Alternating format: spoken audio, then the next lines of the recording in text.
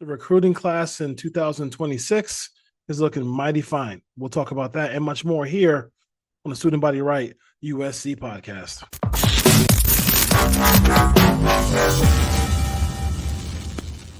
And welcome, everybody, to another glorious episode of the Student Body Rights USC podcast. I'm your host, Dwayne Douglas, and as always, I am podcasting off the beautiful shores of the Pacific Ocean. Beautiful day out here in Southern California. PORSP as my Twitter handle. So check me out there.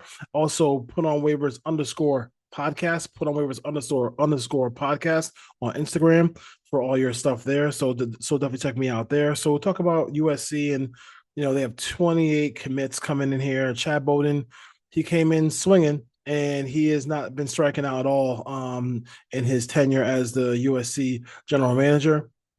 He said he wanted to have one of the biggest recruiting classes in history, and he wanted to have more recruits than anybody.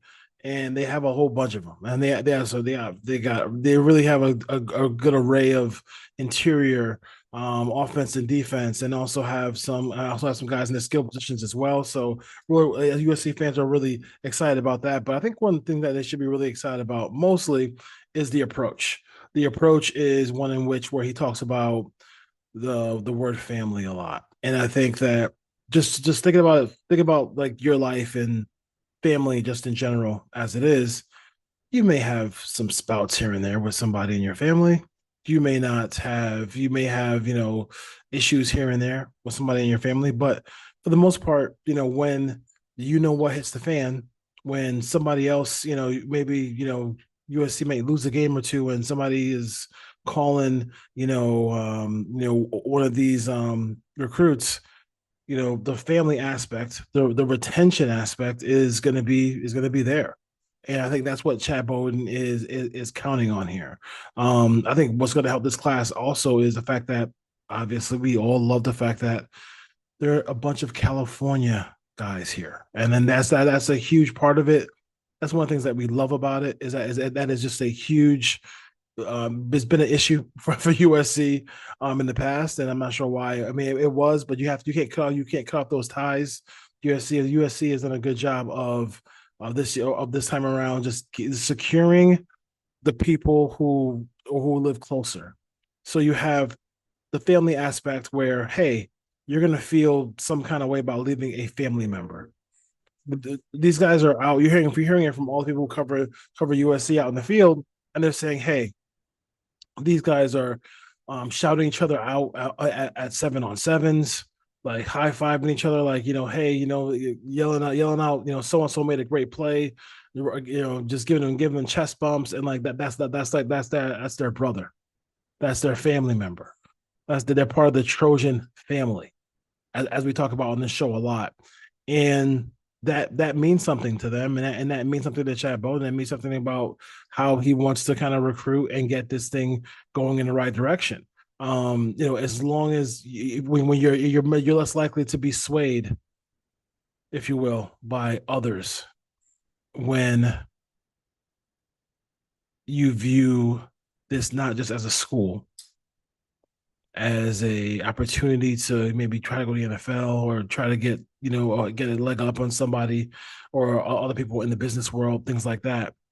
This is about the Trojan family, and I think that's something that you're less likely to disappoint your brother or your sister or your mother or your uncle or whoever, right? So that's what I think the aspect of him bringing that in is what really is going to help USC retain these guys. And if you look at Notre Dame and his past, like, I mean, he's done a good job of retaining people. He's done a good job of, like, not only going out there recruiting him, bringing him into the fold, and saying that, hey, like, you're part of our family now. Back then it was part of, Notre Dame and what they had going on, and now it's about what USC has going on. And I think that's something that's really cool to see. It's beautiful to see. We are excited about it. And even if you have, let's just say they have 31 commits or something like that, and you got 3 or 4 guys that kind of get chipped away at, and going somewhere else.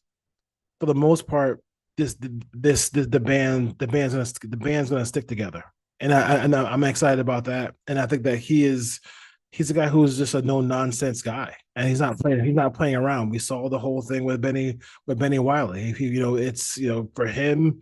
A lot of those fourth quarter leads were because USC wasn't for him. It wasn't USC wasn't strong enough, and he's not. And Benny Wiley is a we wish him all the best in the world, but he's not going to sit and just wait and watch and just give bail to people who he feels like are not going to help push the program forward. And if you're not a guy who's going to be pushing the program forward, and not just like baby steps, but in huge steps, because he is coming in with the bases loaded and two out, and it's in the counts 3-2, and Chad Bowden is not trying to just put the ball in play. For those who love baseball like I do, understand what I'm saying when I say that.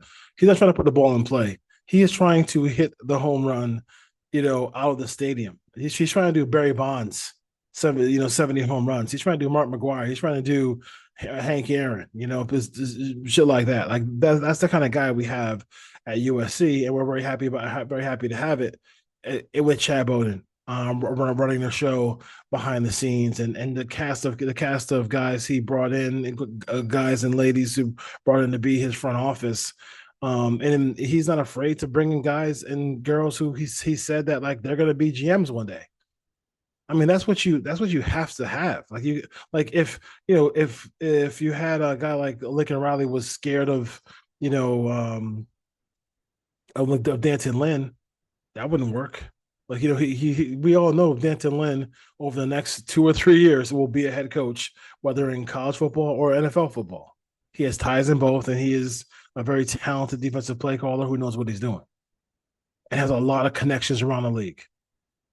Not just because his dad coached in the league, because he's a damn good coach himself. So it is all coming together right now. They're number one overall. They're number one in the composite ranking as well.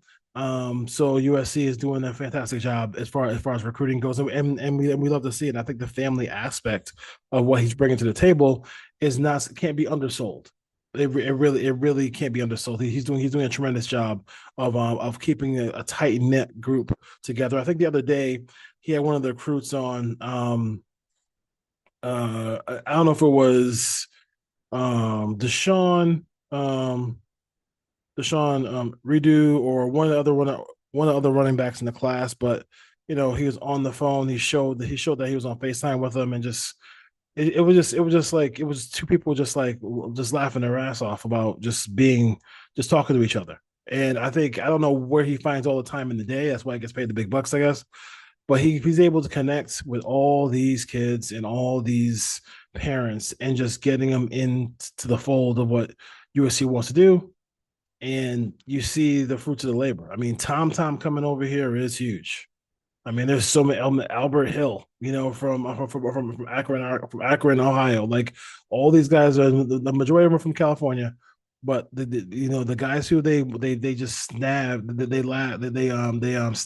here and there from around the country shows the reach of what he was able to, probably the connections he had when he was in the Midwest with Notre Dame. Still connecting with people, and we'll see. I mean, listen, the pieces are all there for him. We'll see what happens with USC as far as getting this thing, the ship righted. But Chad is doing. I think Chad Bones is doing he's not doing it by himself, but he's setting the agenda. His team is all on the same page, and I think we could possibly have a good three-headed monster with Jen Cohen, Lincoln Riley, and Chad Bowden here with the USC Trojans. Impact freshmen, and it's very difficult to make that jump from high school to college, and then college to pro. But Danton Lynn does not really. Well, the term is glazed now, so I'll put it that way. When he's asked about big time players or players who are going to impact his team, be impact players on his team. He's not. He doesn't glaze anybody. You know, he doesn't just give false praise to anyone. But to hear him talk about and kind of go out of his way to talk about Jahkeem Stewart makes me think that as a freshman and a guy who hasn't played football in the last couple of years because he was saving himself for this moment, Danton Lynn, Coach Dog, the dog work that Coach Henny has coming. Like it just seems like all this. It seems like it's all gonna go in the right direction for him to have a impact on that defensive line and be able to go get the quarterback, have some TFLs, tackles for loss. That this is going to be a really it's going to be we're going to look back at this and say it was really worth it to go all the way to Louisiana, spend those resources to get him and bring him into USC.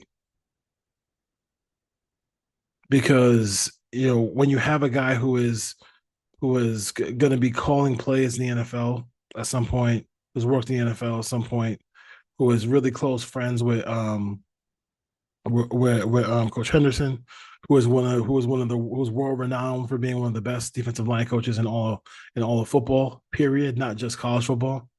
Um, and he's okay and comfortable saying he's okay and comfortable talking about how good Jahkeem Stewart's going to be for SC coming up this season as a freshman. That I'm definitely taken back by that. I think 100%. Trojan fans, you should be really really excited about him. Like he is. It's just it's that he's a freight train coming. And I think I'm really excited about the depth that they have on the defensive line.